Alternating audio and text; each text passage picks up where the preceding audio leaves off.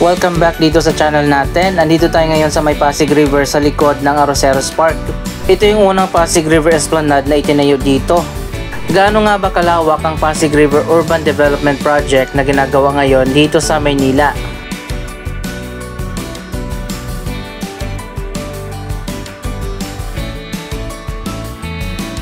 May napansin lang ako na ginagawa dito sa kabilang side.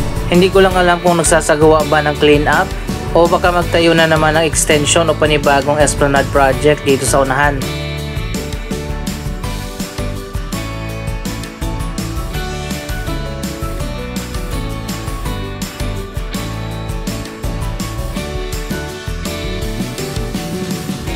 Ngayong araw finally gumanda na rin yung panahon after ng ilang linggo na panay ang ulan. Magandang view dito sa Esplanade sa likod ng Arroceros Park. Maganda rin ang disenyo ng Quiapo Bridge, also known as Quezon Bridge. Pero kapag dumaan ka dyan sa taas, napakadugyot at napakabaho.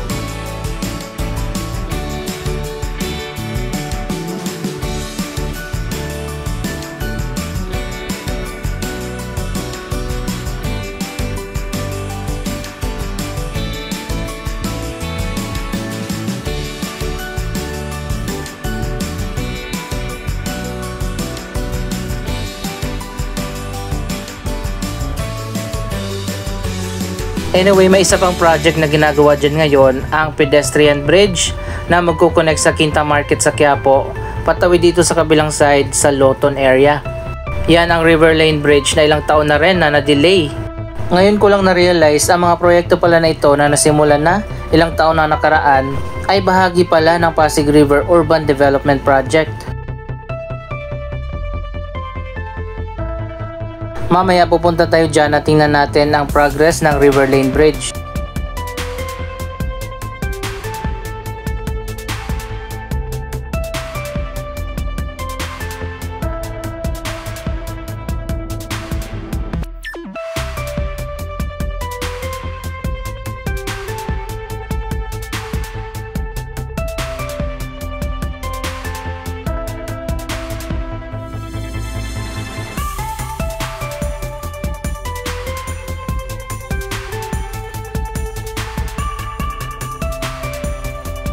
Tahimik dito at malamig sa loob ng Arroceros Park. Maganda na yung mga daanan dito dahil natapos na yung renovation ilang taon na nakaraan.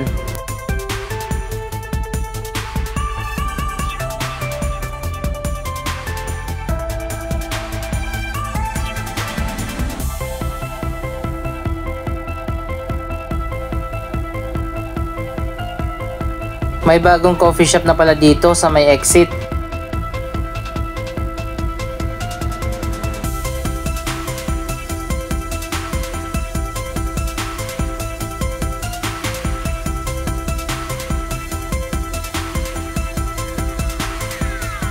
May isa pa palang Esplanade project na natapos na rin doon sa may Ayala Bridge. Mas mahaba yata yung Esplanade na yon na ganito rin ang design. Kaso sobrang layo na at di na natin mapuntahan.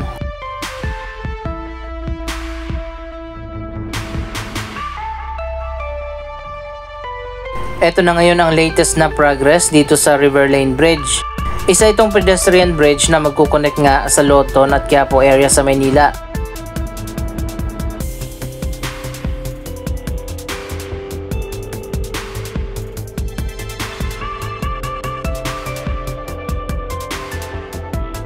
Pwede rin dumaan dito yung mga bike. Ang goal kasi ng Pasig River Esplanade Project na sinisimulan ngayon dito sa Maynila ay maging walkable itong riverside sa pamamagitan ng pagtatayo ng mga walkways, esplanade, pedestrian bridge, riverside park at marami pang iba.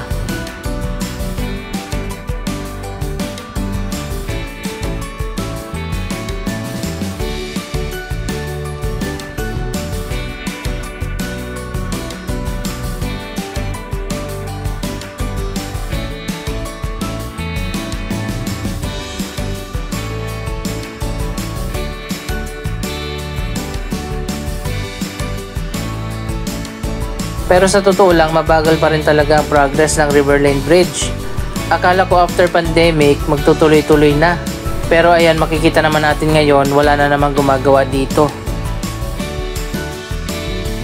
Kapag natapos na yung mga project dito, pwede nang lakarin mo Quiapo, tatawid ka dito sa Loton, hanggang doon sa may Intramuros, patawid ng Binondo, Escolta. Kaso kung lalakarin mo sa ngayon ang mga area na ito, medyo mahihirapan ka dahil nga walang ang direkta mga daanan. Alam naman natin kung gaano ka-crowded ang Quiapo area, pati na sa may Binondo, Escolta.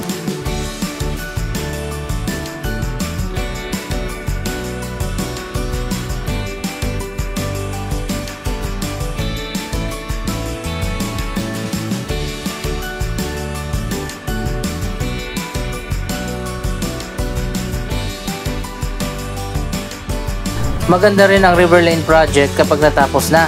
Ito yung ilan sa mga design na ipinakita noon. May pedestrian walkway, may sitting areas pa, bike lane at magkakaroon pa daw ng space para sa mga food outlets.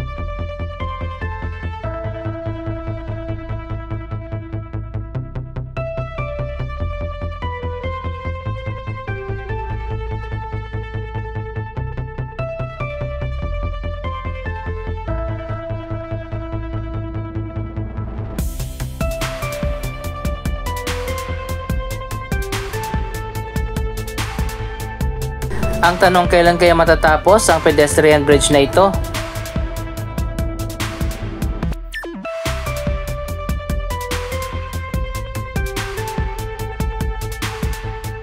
Balikan na lang uli natin ang proyektong ito after ng ilang months. Medyo mabagal talaga yung progress.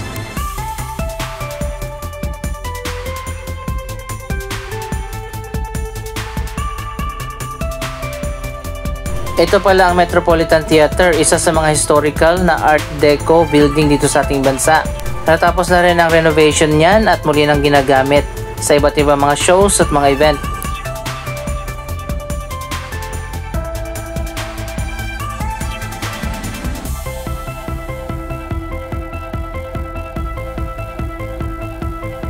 Anyway, nandito na tayo ulit sa Phase 1A at B ng Pasig River Esplanade.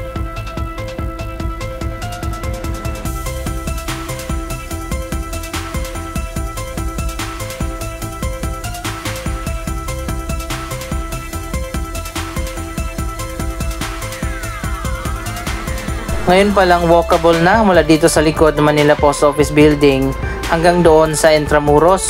Pero yung Phase 1C, ongoing pa na ginagawa yung kalahati.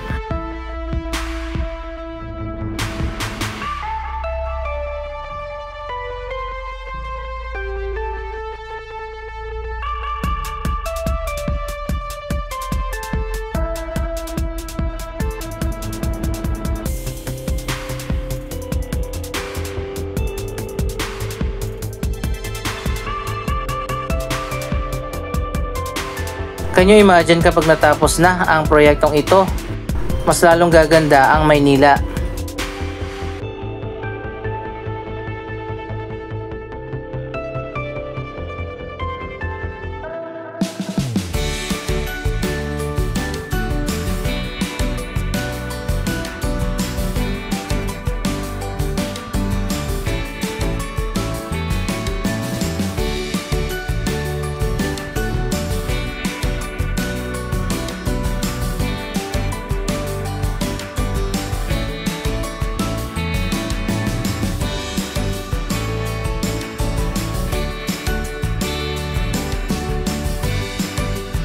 Andito na tayo sa Phase 1C. Tingnan naman natin ang latest na progress.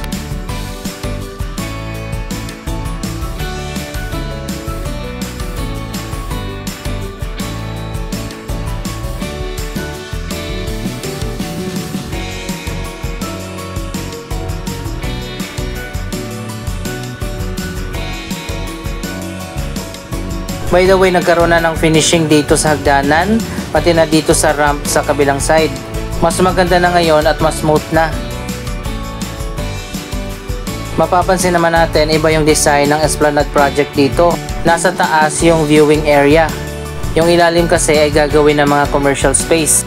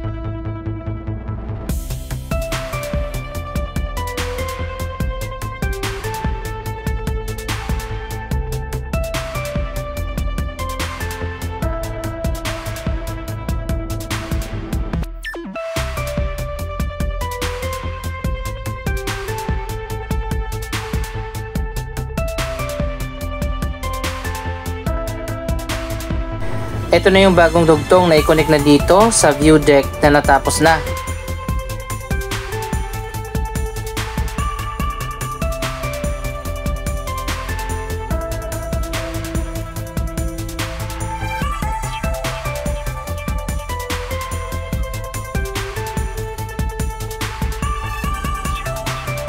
Ilang linggo mo lang ngayon, pwede na tayong maglakad diretsyo na hanggang sa Intramuros.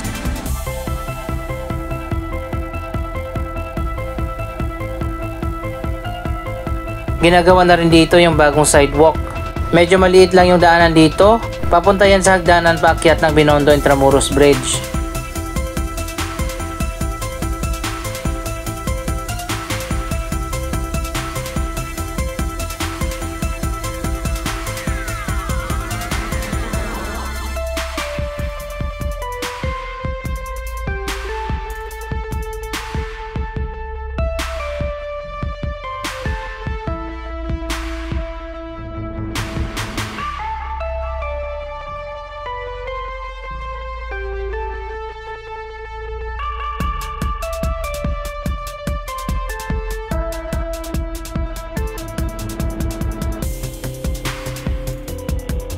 Ito naman yung ramp na daanan ng mga PWD, senior citizen para hindi sila mahirapang umakyat dito sa viewing area.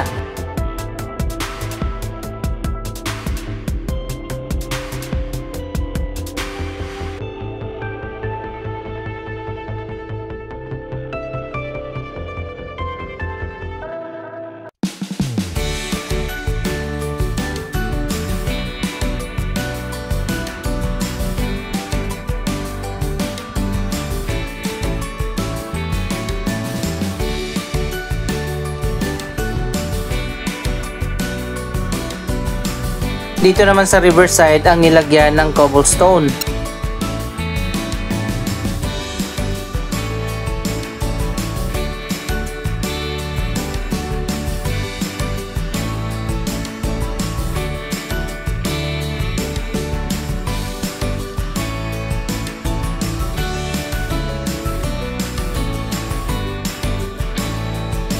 Ito naman yung mga commercial space.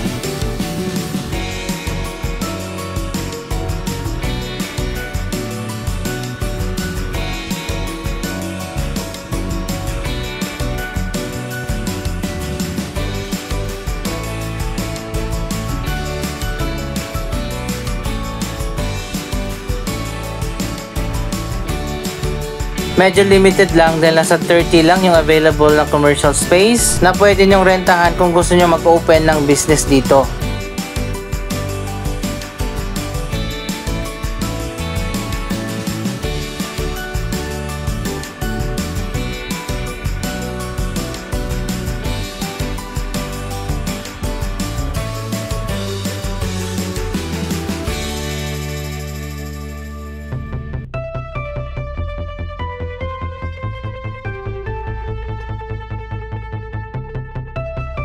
So ayan guys, kasalukuyan ang tinatapos yung area na ito. Papunta na yan doon sa ilalim ng Binondo Intramuros Bridge.